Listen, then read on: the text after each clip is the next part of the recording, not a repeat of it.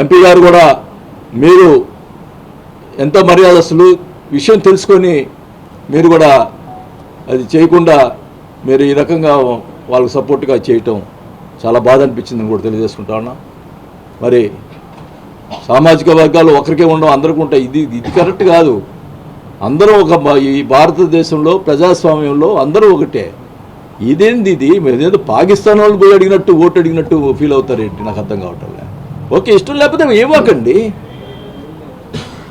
ఇదేంది ఇంత అన్యాయం?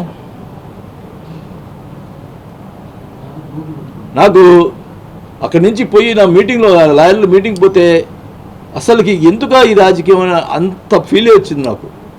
ఎందుకు మాకు ఫ్యామిలీ గురించి మాట్లాడితే ఎట్లా ఎవరు తట్టుకోగలుగుతారు చెప్పండి? ఇంత ఇది చేసి